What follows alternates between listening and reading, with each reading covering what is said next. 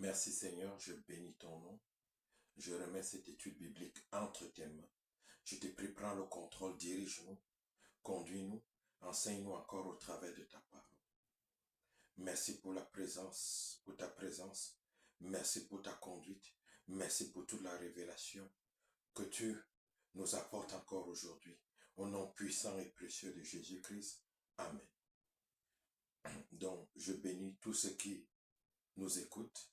Que le Seigneur se souvienne de vous et qu'il vous bénisse aussi. Au nom puissant et précieux de Jésus-Christ. Donc, je suis l'apôtre Enoch. Donc, c'est l'étude biblique. Aujourd'hui, nous allons aborder l'étude de Matthieu 12. Et le titre de Matthieu 12, c'est Entre dureté du cœur et révélation du royaume. Choisir son camp avec Christ. Donc, le chapitre 12 de Matthieu met en lumière une confrontation croissante entre Jésus et les pharisiens. À travers plusieurs événements, le sabbat, les miracles, les accusations, les enseignements, Jésus révèle une vérité profonde. Ce n'est pas la religion extérieure qui compte, mais l'état du cœur. Ce chapitre nous place devant un choix crucial. Soit reconnaître Jésus comme sauveur, soit endurcir son cœur et s'opposer à l'œuvre de Dieu. Le thème 1 que nous allons aborder parle de Jésus comme Seigneur du sabbat, de la miséricorde avant le ritualisme. Et le thème 1 va du verset 1 au verset 8. Le verset 1 et le verset 2 disent ceci. En ce temps-là, Jésus traversa les champs de blé, un jour de sabbat. Ses disciples qui avaient faim se mirent à arracher des épis et à manger. Les pharisiens voyant cela lui dirent, « Voici tes disciples font ce qu'il n'est pas permis de faire pendant le sabbat. »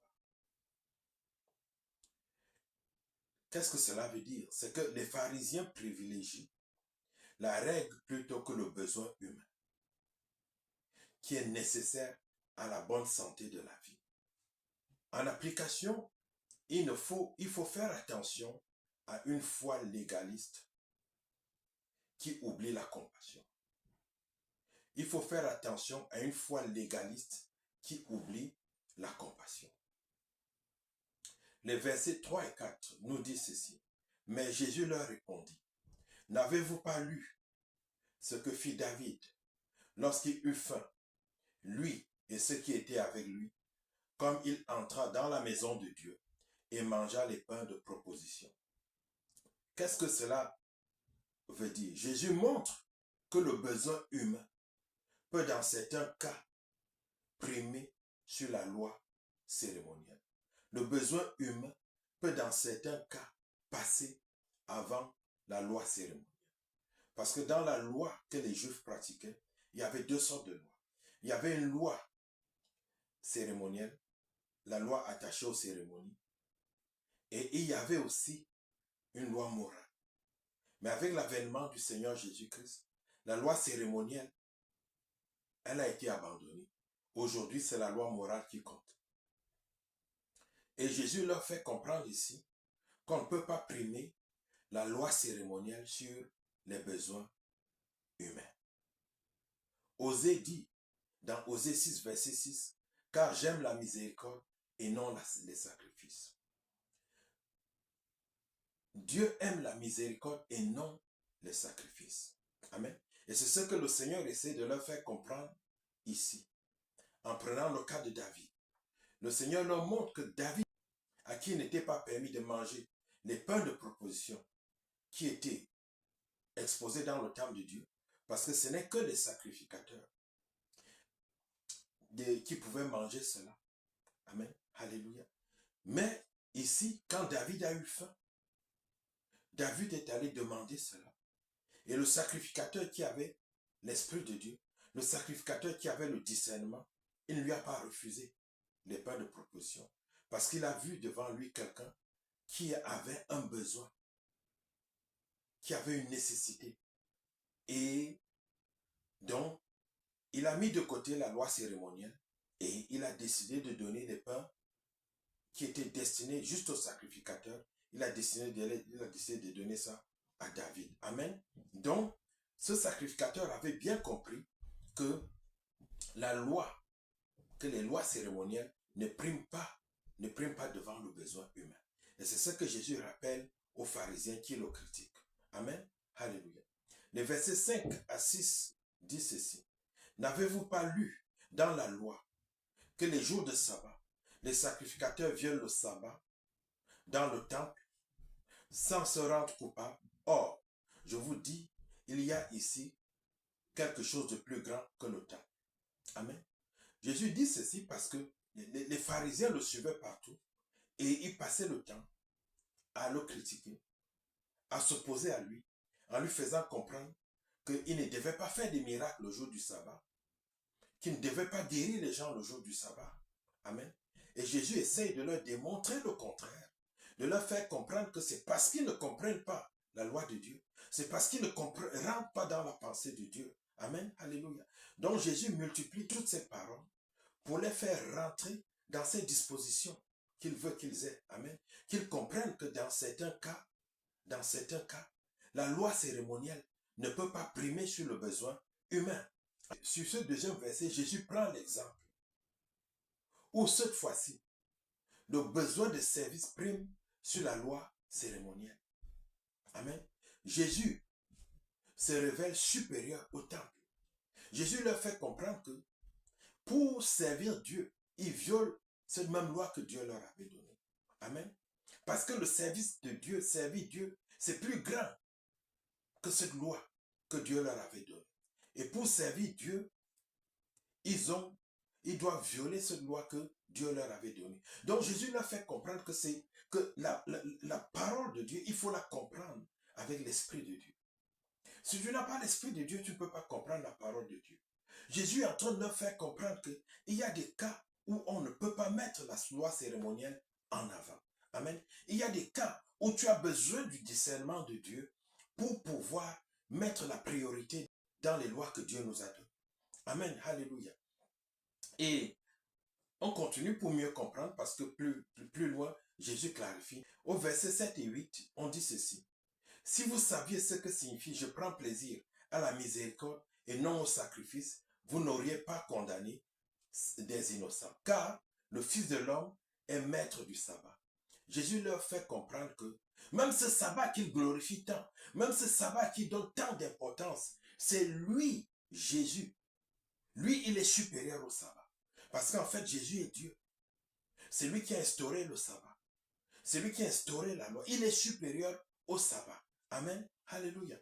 Amen. Donc, les Juifs venaient après Jésus pour lui dire que ses disciples faisaient des choses qui n'étaient pas permis de faire le jour du sabbat.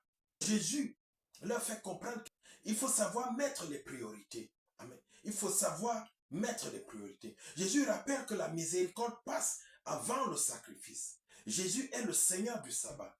Amen. Jésus leur rappelle que on peut faire le bien le jour du sabbat. Amen. On peut avoir miséricorde de quelqu'un le jour du sabbat. Amen. Alléluia. Alléluia. L'enseignement que nous pouvons tirer de cette première partie, c'est que pour le croyant, vivre une foi remplie de compassion et de miséricorde. Il faut vivre une foi remplie de compassion et de miséricorde. Pour l'Église, il faut éviter de tomber dans le légalisme religieux. Mais faire attention, sous le prétexte de la miséricorde, d'encourager le péché. Il faut pardonner le pécheur, mais condamner le péché. Il faut aider le pécheur à quitter le péché et non le rejeter. Amen. Le thème 2, qui va de Matthieu, qui va du verset 9 au verset 14, parle de faire le bien, même face à l'opposition. Le verset 9 et 10 disent ceci. Étant parti de là, Jésus entra dans leur synagogue. Et voici, il s'y trouvait un homme qui avait la main sèche. Ils demandèrent à Jésus, est-il permis de faire une guérison les jours du sabbat? C'était afin de pouvoir l'accuser. Les pharisiens cherchent encore à accuser Jésus. Amen. les pharisiens cherchent encore à accuser Jésus. Amen. Au verset 11 et 12, il est dit ceci. Il leur répondit, lequel d'entre vous, s'il n'a qu'une brebis et qu'elle tombe dans une fosse le jour du sabbat, ne la saisira pour l'en retirer? Combien un homme ne vaut-il pas plus qu'une brebis? Il est donc permis de faire du bien les jours du sabbat. Donc Jésus prend encore des exemples, des cas où eux-mêmes ils violaient la loi. Parce que lorsque le jour du sabbat, ils avaient une brebis ou un bœuf qui était tombé dans une fosse. Ils violaient le sabbat pour sauver le brebis, pour sauver la brebis ou le bœuf, parce que c'était important pour eux. Amen. Parce que c'était une nécessité. Amen. Parce qu'ils avaient besoin de ça pour vivre. Amen. Alléluia. Et Dieu comprenait cela. Donc Jésus prend ces exemples où ils violaient eux-mêmes le sabbat pour leur faire comprendre que si dans de tels cas vous avez violé le sabbat pour sauver un bœuf, pour sauver une brebis, parce que c'était important pour vous. Amen.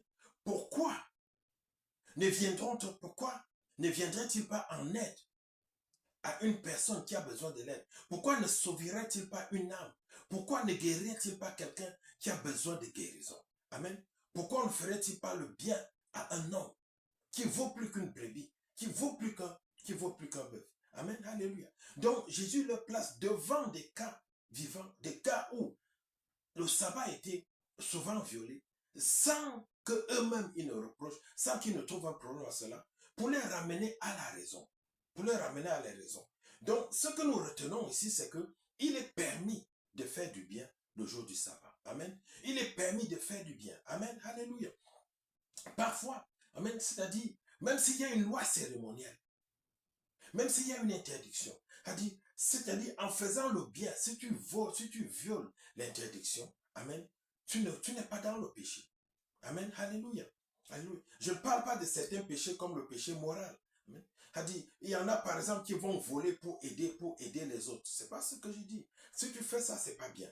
Amen, alléluia. Mais il y a des cas. Nous devons toujours juger toutes choses avec l'Esprit de Dieu. C'est l'Esprit de Dieu qui va nous donner le discernement pour comprendre si nous sommes dans la voie de Dieu ou si nous ne sommes pas. Amen. Alléluia. Donc Jésus leur rappelle que faire le bien est toujours juste. Il est encore une fois de plus question ici d'établir les bonnes priorités. Nous devons être capables, en tant que chrétiens, d'établir les bonnes priorités. Amen. Et pour établir les bonnes priorités, nous avons besoin de l'esprit de discernement. Nous avons besoin du discernement. Amen. C'est pour ça que le discernement est un don capital pour les chrétiens, pour le croyant. Amen. Le verset 13 dit ceci. Alors il dit à l'homme, étends ta main, il étendit et elle devint saine comme l'autre. Ce verset, ce texte nous démontre encore la puissance de Jésus face à la maladie, face à l'infirmité, face à la souffrance. Amen. Le verset 14 dit, les pharisiens sortirent et ils se consultèrent sur le moyen de le faire périr. Amen. Le miracle produit la jalousie. Les miracles que Jésus opère produit la jalousie et la haine chez les cœurs endurcis. Sur les cœurs endurcis. Et cela se passe encore. On trouve encore des chrétiens aujourd'hui qui critiquent malheureusement par jalousie. Quand ils voient que l'Esprit de Dieu opère avec puissance dans la vie d'un serviteur, parfois ils le taxent de satanique, d'opérant avec la puissance du diable. Amen. Mais nous devons faire attention. Nous devons toujours user de jugement, de bon discernement. Amen. Alléluia. Nous ne devons pas tomber dans l'erreur comme ces pharisiens. Parce que le miracle produit la jalousie et la haine chez les cœurs endurcis. L'enseignement que nous tirons de cette deuxième partie, c'est qu'il faut toujours faire le bien, même si cela dérange. Il faut toujours faire le bien, même si cela dérange. Jésus n'a pas arrêté de faire le bien, même si ça dérangeait les pharisiens. Il n'a pas arrêté de guérir les gens le jour du sabbat, même si ça dérangeait les pharisiens. Amen. Donc, nous devons toujours faire le bien, même si cela dérange. La deuxième leçon, le deuxième enseignement, c'est que le rejet peut venir, même après des actes justes et glorieux. Même quand tu fais des bonnes choses, tu poses des actes justes et glorieux, le rejet peut venir. Amen. Et le rejet peut venir pas simplement des païens. Le rejet vient d'abord de ceux qui se disent chrétiens. Amen. Alléluia. Le thème 3. Le thème 3, nous l'intitulons ainsi, le serviteur choisi de Dieu. Amen. Le serviteur choisi de Dieu. Verset 15 à 16. C'est du verset 15 à 16. Jésus dit ceci dans les versets 15 à 16. Il dit, Jésus l'ayant su, s'éloigna de ce lieu. Jésus ayant su qu'ils avaient des projets de le tuer, il s'éloigna de ce lieu. Une grande foule le suivit. Il guérit tous les malades et leur recommanda sévèrement de ne pas le faire connaître. Explication.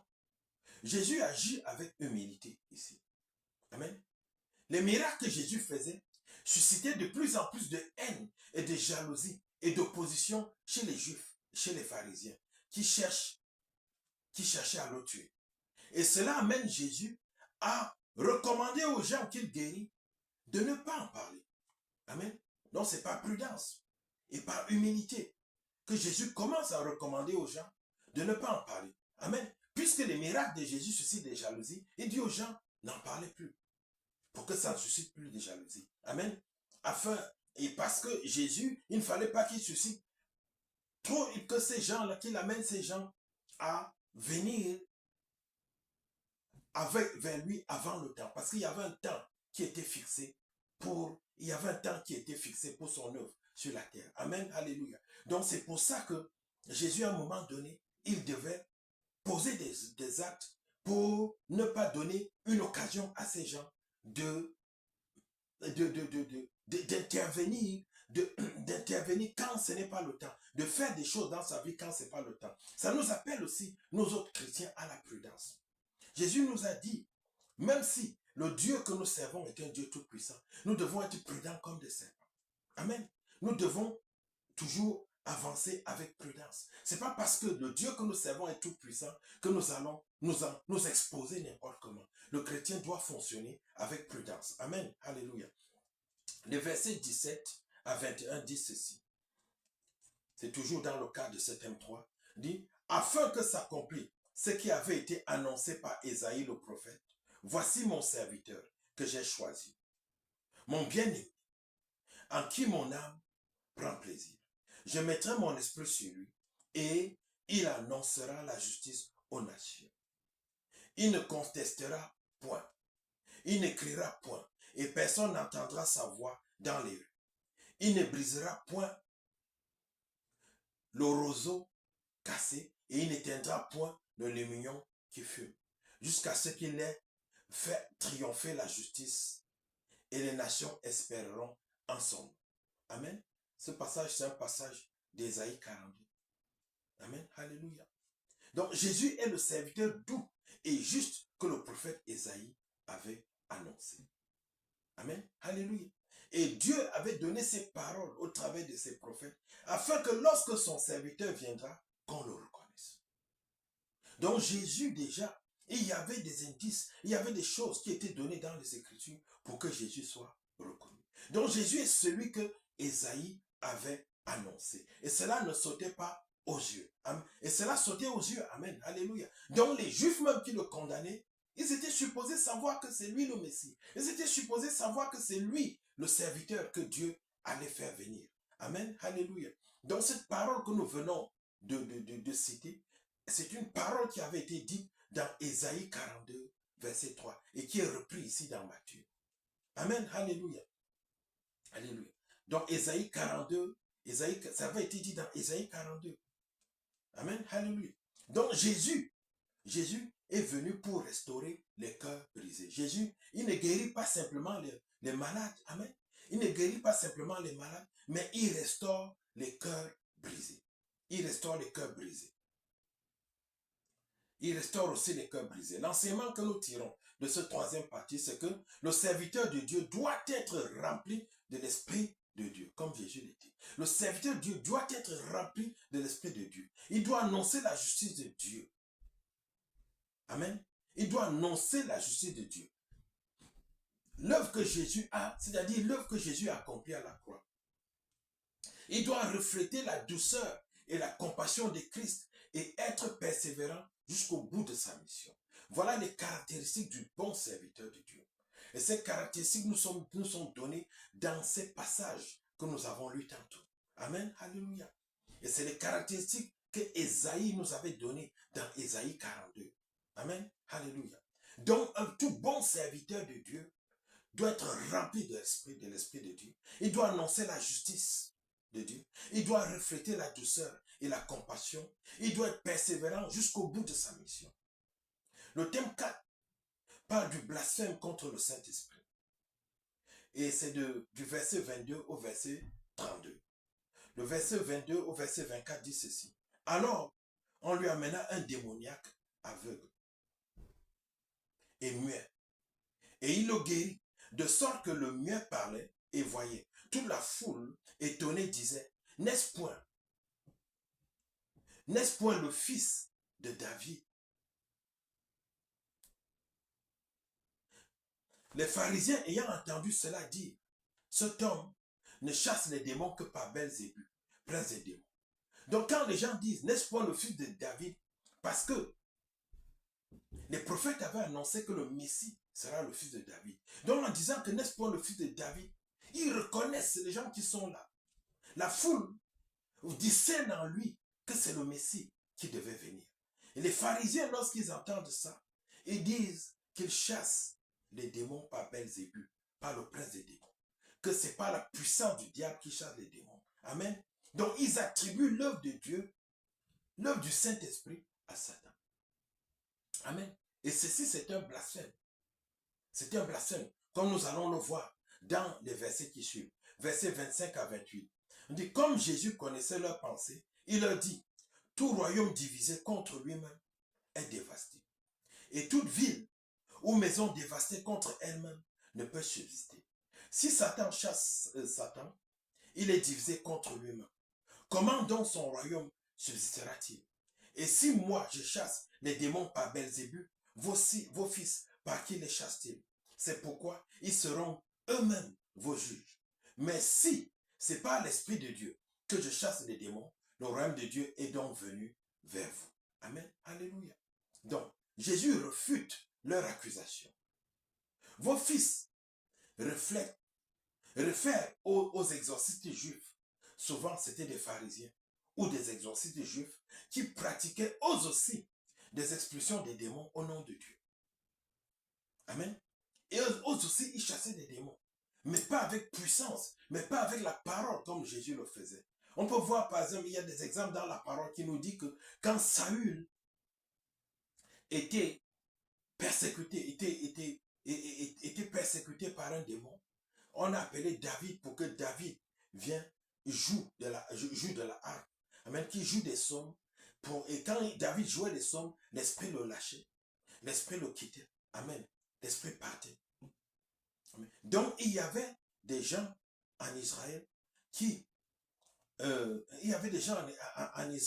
qui chassaient des démons, qui faisaient des exorcismes. Il y avait des exorcistes juifs. Donc, Jésus dit, si vos fils, ces exorcistes juifs-là, qui eux aussi, ils chassaient les démons, si eux, donc, il dit, vos fils, par quelle puissance ils les chassent-ils? Si eux, ils disent que lui, Jésus, il chasse les démons par la puissance de Satan, par quelle puissance ces fils-là les chassent-ils? Donc, Jésus les amène à réfléchir pour comprendre qu'ils sont dans l'erreur. Amen. Alléluia. Les versets 29 à 30 disent ceci. Ou comment quelqu'un peut-il entrer dans la maison d'un homme fort et piller ses biens sans avoir auparavant lié cet homme?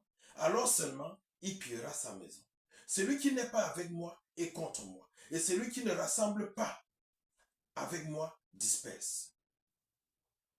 Amen. Ces versets nous disent que la neutralité est impossible.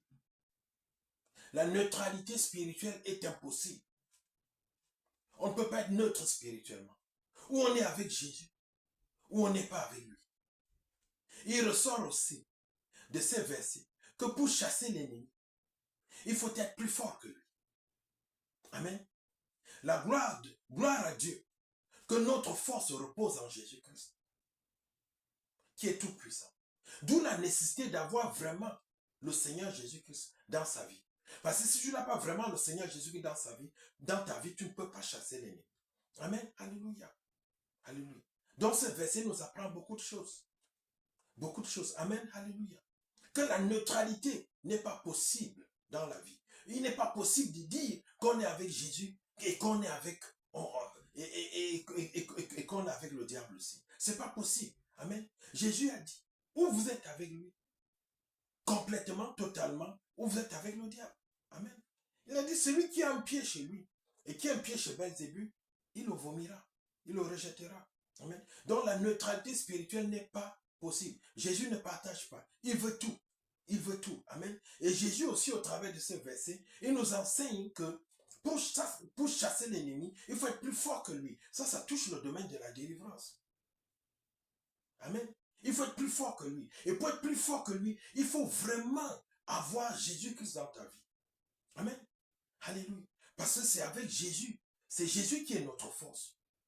Mais s'il n'est pas réellement dans ta vie, si tu es un chrétien d'à peu près comme on voit aujourd'hui, amen, tu ne peux pas chasser un démon parce que Jésus n'est vraiment pas dans ta vie. Amen. Alléluia. Alléluia. Le verset 31 à 32 dit, Jésus continue et dit, c'est pourquoi je vous dis, tout péché et tout blasphème sera pardonné aux hommes. Mais le blasphème contre l'esprit ne sera point pardonné. Quiconque parlera contre le Fils de l'homme, le Fils de l'homme c'est Jésus, il lui sera pardonné. Mais quiconque parlera contre le Saint-Esprit, il ne lui sera pardonné ni dans ce siècle, ni dans le siècle à venir. Donc Jésus leur dit que tant qu'il est là, en tant que Jésus, humain, ils peuvent l'insulter. Mais si après ils se repentent, ils seront pardonnés.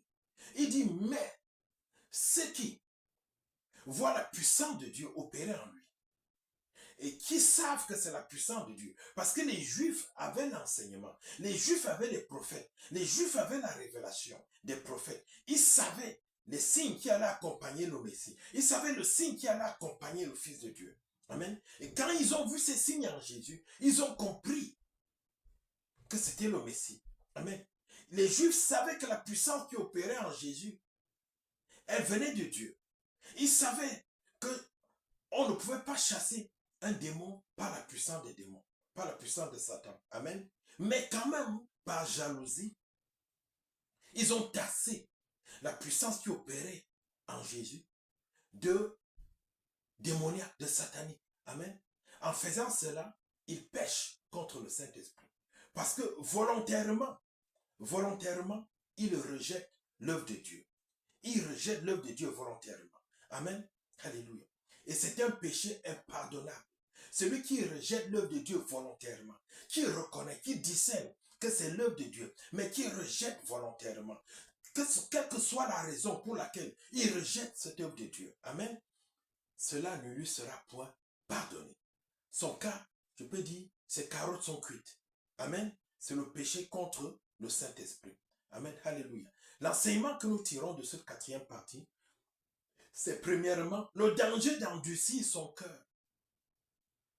Le danger d'endurcir son cœur, c'est d'être rejeté par Dieu. Si tu endurcis ton cœur, il peut arriver un moment où Dieu lui-même va te rejeter. Parce que si tu commets le péché qui est impardonnable, tu ne peux plus être sauvé. Tu ne peux plus être sauvé. Amen. Il est important de discerner l'œuvre de Dieu pour ne pas pécher contre le Saint-Esprit.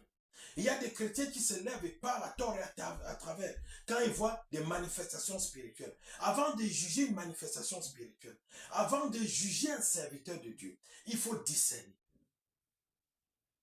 Parce que vous risquez de pécher contre le Saint-Esprit. Amen. Alléluia. Quand tu vois la gloire de Dieu et que tu tasses cela des temps démoniaques, Dieu n'aime pas cela. Dieu n'aime pas cela. Dieu veut que ses enfants puissent discerner. Parce qu'il nous a donné la capacité à discerner. Amen. Et pour discerner, ça prend de demander à Dieu. Ça prend de demander à Jésus. Amen. Alléluia. Le thème 5, ici, va du verset 33 au verset 37 et parle de l'arbre et ses fruits. Le cœur révélé. Amen. Alléluia. L'arbre et ses fruits. Le verset le verset 33 à 34 dit ceci. Ou dites que l'arbre est bon et que son fruit est bon. Ou dites que l'arbre est mauvais et que son fruit est mauvais. Car on connaît l'arbre par le fruit. C'est Jésus qui parle. Et il continue en disant, race de vipères, comment pourriez-vous dire de bonnes choses, méchants comme vous l'êtes, car c'est de l'abondance du cœur que la bouche parle. Amen. Donc Jésus juge durement les Juifs ici. Et les pharisiens, il les compare à des vipères, à des serpents. Amen. Parce qu'il voit que ce n'est pas jalousie qu'ils sont en train de le combattre. Ce n'est pas jalousie, ce n'est pas envie qu'ils sont en train de le combattre. Amen. Alléluia. Il discerne clairement que ce qui se passe au milieu d'eux, ce n'est pas que ce qui se passe au milieu d'eux, c'est l'œuvre de Dieu. Que c'est Dieu qui est en action. Mais ils osent, par jalousie, par envie, insulter le Saint-Esprit.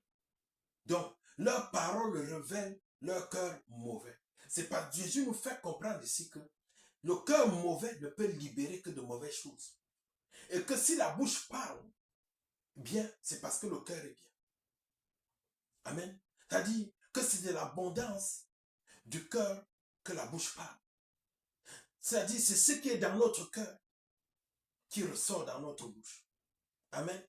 Ceci nous interpelle aussi à faire attention aux pensées qui sont dans notre cœur.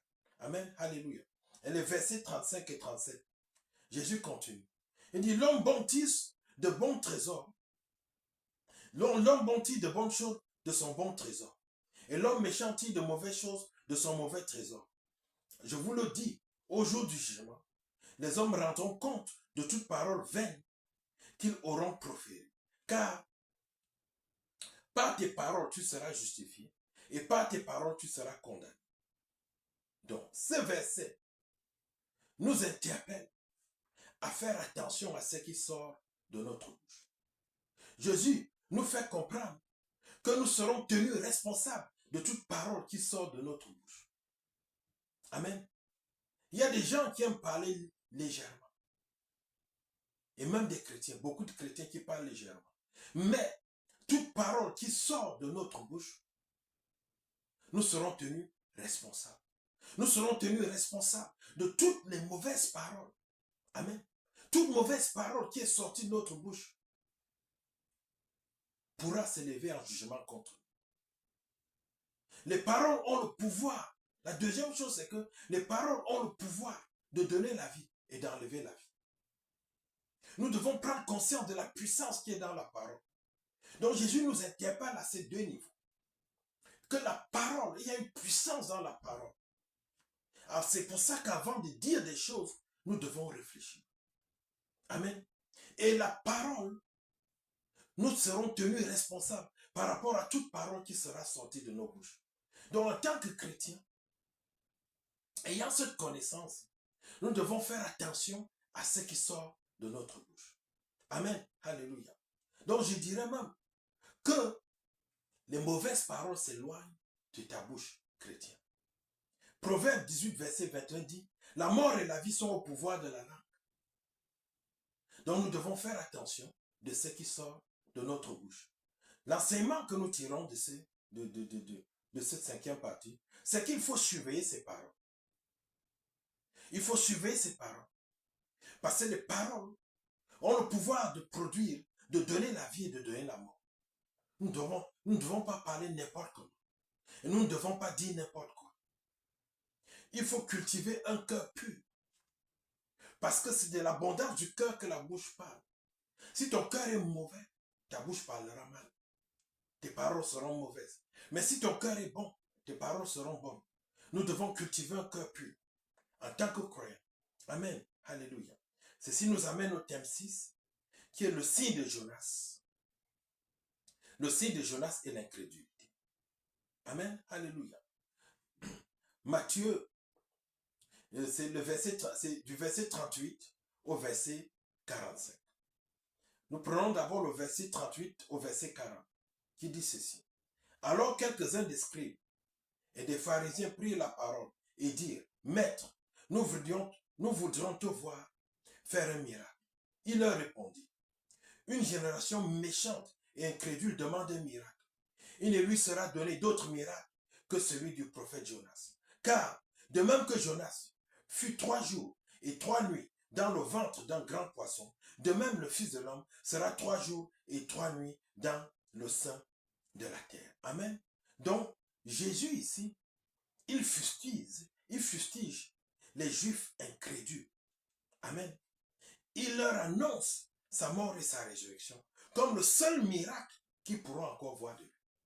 Parce que voilà des gens qui sont en train de revendiquer un miracle, alors qu'ils ont vu plein de miracles de la part de Jésus.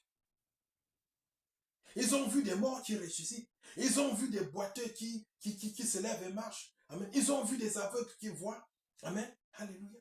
Mais, malgré tout, ils demandent encore un miracle. Ça veut dire que ce n'est pas vraiment un miracle qu'ils veulent voir. Mais, ils cherchent une occasion pour accuser le Seigneur. C'est pour ça que le Seigneur, ayant ses discernements, il a dit que pour ceux de race de vipères, il n'y a plus aucun miracle. Il n'y a plus aucun miracle pour eux. Et que le seul miracle qui leur est donné, la dernière chance, c'est la mort et la résurrection du Seigneur Jésus-Christ. Amen. Si après ça, ils ne se convertissent pas, c'est fini pour eux. Amen. Donc Jésus profite de cette occasion aussi pour annoncer sa mort et sa résurrection. En prenant l'exemple de Jonas, qui a fait 3 jours dans le ventre du poisson. Amen. Qui était déjà une figure du Christ à venir, de sa mort et de sa résurrection. Le verset 41 à 42 dit ceci. Les hommes de Ninive, Jésus leur dit, les hommes de Ninive se lèveront au jour du jugement avec cette génération et les condamnera. Les hommes de Ninive, c'était des païens. Ils continuent en disant ceci. Parce qu'ils se repentirent à la prédication de Jonas. Et voici, il y a ici plus que Jonas. Celui qui est plus que Jonas, c'est Jésus. Amen. Dieu lui-même, il continue. Il dit, la reine du Midi se lèvera au jour du jugement avec cette génération et la condamnera. Parce qu'elle vint des extrémités de la terre pour entendre la sagesse de Salomon. Et voici, il y a ici plus que Salomon.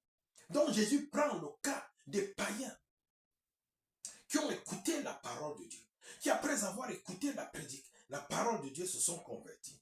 Amen. Il dit que c'est ces gens-là qui vont juger ceux de race incrédule. Qui vont juger ceux de race incrédule. Amen. Donc des païens ont cru à la prédication de Jonas. La reine du Midi, la reine d'Éthiopie, qui venait d'un pays idolâtre, elle a entendu parler de la sagesse de Salomon. Elle est venue voir Salomon. Écouter la sagesse de Salomon. Et discerner que Salomon était vraiment avec Dieu. Que Dieu était vraiment avec lui. Amen. Mais les Juifs n'ont pas pu comprendre que Dieu lui-même était au milieu d'eux. Les Juifs n'ont pas pu comprendre à cause de la jalousie qui les a aveuglés, qui les a rendus sourds, qu'ils ont été visités. La jalousie a fermé leur cœur. La méchanceté les a empêchés de voir la gloire de Dieu. Amen. Alléluia. Alléluia. Le verset 43 et 45 dit ceci. Jésus dit, lorsque l'esprit impur est sorti d'un homme, il va par des lieux arides, cherchant du repos. Il n'en trouve point. Alors il dit, je retournerai dans ma maison, d'où je suis sorti. Et quand il arrive, il la trouve vide, balayée et ornée. Il s'en va. Et il prend avec lui 7 autres esprits, plus méchants que lui. Il entre dans la maison, s'y établit. Et la dernière condition de cet homme est pire que la première. Il en sera de même pour cette génération méchante. Amen. Alléluia. Ce texte-là nous enseigne, nous dit beaucoup de choses. Jésus utilise ces réalités spirituelles pour annoncer à Israël le danger auquel il s'expose en rejetant Dieu. Jésus leur fait comprendre clairement que leur situation sera pire. Amen.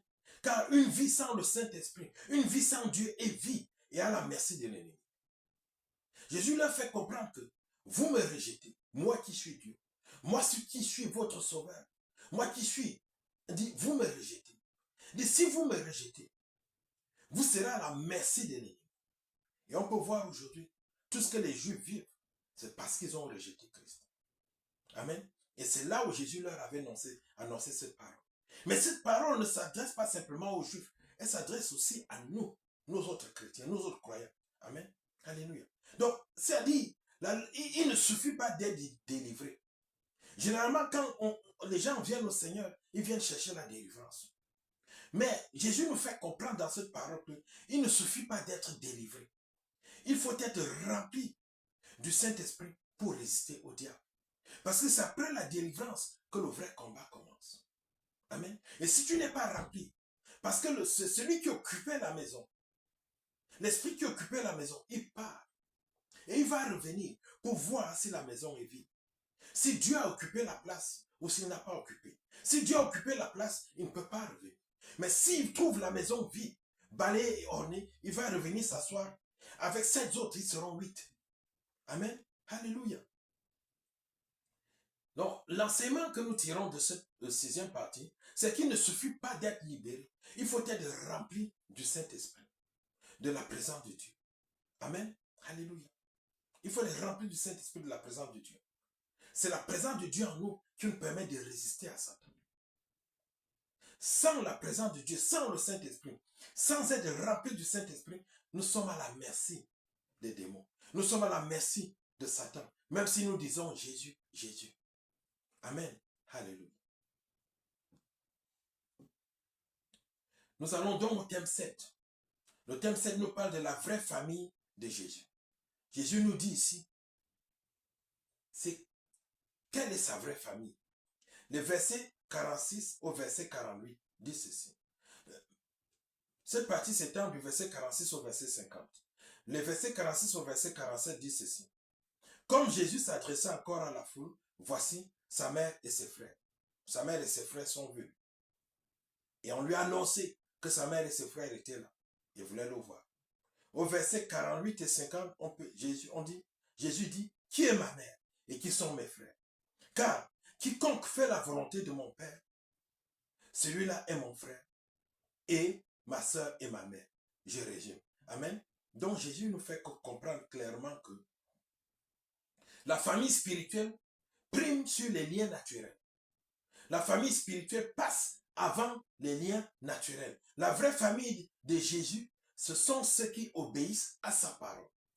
Amen. Alléluia.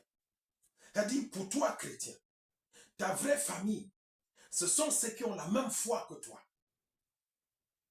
Ce sont ceux qui ont la crainte du Seigneur. C'est ça ta vraie famille.